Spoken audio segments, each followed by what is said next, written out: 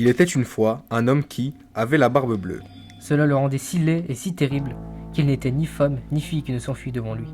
Une de ses voisines Dame de qualité, avait 2 filles parfaitement belles. Il lui en demanda une en mariage en lui laissant le choix de celle qu'elle voudrait lui donner. Elle n'en voulait point toutes deux, et se le renvoyèrent l'une à l'autre, ne pouvant se résoudre à épouser un homme qui eut la barbe bleue. Ce qui les dégoûtait encore plus, c'est qu'il avait déjà épousé plusieurs femmes, et qu'on ne savait ce que ces femmes étaient devenues.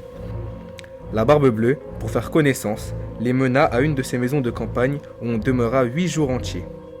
Tout alla si bien que la cadette commença à trouver que le maître du logis n'avait plus la barbe si bleue et que c'était un fort honnête homme. Dès qu'on fut de retour à la ville, le mariage se conclut. Au bout d'un mois, la barbe bleue dit à sa femme qu'il était obligé de faire un voyage en province. Voilà, Lui dit-il, les clés pour cette petite clé-ci, c'est la clé du cabinet au bout de la grande galerie de l'appartement bas.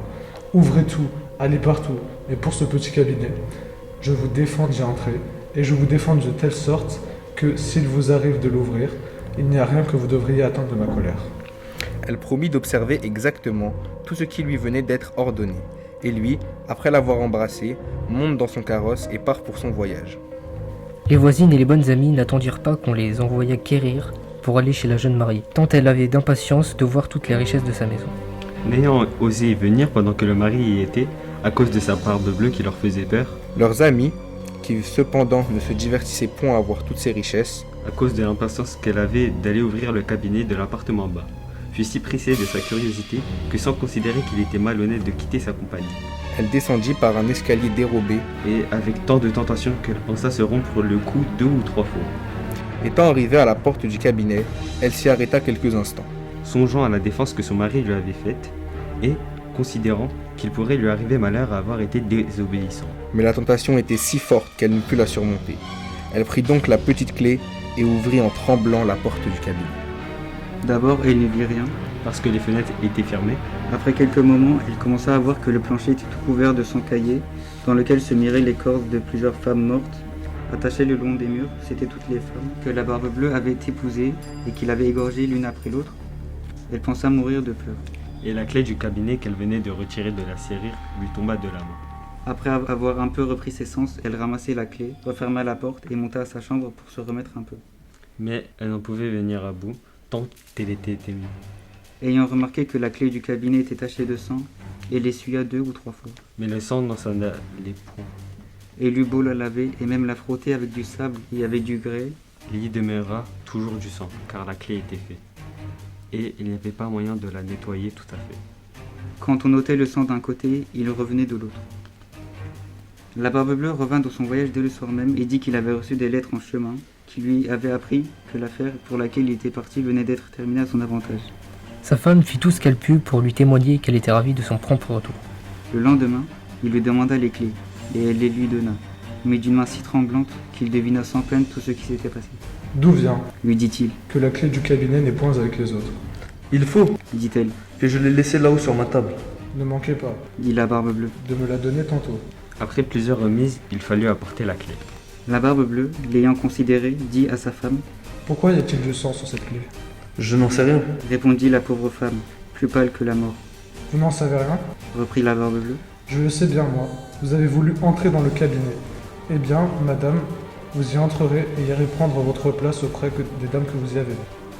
elle se jeta aux pieds de son mari, en pleurant, et en lui demandant pardon avec toutes les marques d'un vrai repentir de n'avoir pas été obéissant. Elle aurait attendri un rocher, belle et affligée comme elle était. Mais la barbe bleue avait encore plus dur que le rocher. Il faut mourir, madame. Lui dit-il, Et tout à l'heure. Puisqu'il faut mourir, répondit-elle, en le regardant, les yeux baignés de larmes. Donnez-moi un peu de temps pour prier Dieu, Je vous donne un demi-quart d'heure, reprit la barbe bleue. mais pas un moment davantage. Lorsqu'elle fut seule, elle appelait sa sœur et lui dit, ma sœur Anne, car elle s'appelait ainsi, monte, je te prie, sur le haut de la tour pour voir si mes frères ne viennent point. Ils m'ont promis qu'ils viendraient me voir aujourd'hui, et si tu les vois, fais-leur signe de se hâter. La sœur Anne monta sur le haut de la tour, et la pauvre affligée lui criait de temps en temps. Anne, ma sœur Anne, ne vois-tu rien venir? Et la sœur Anne lui répondait. Je ne vois rien que le soleil qui poudroie et l'herbe qui verdoie.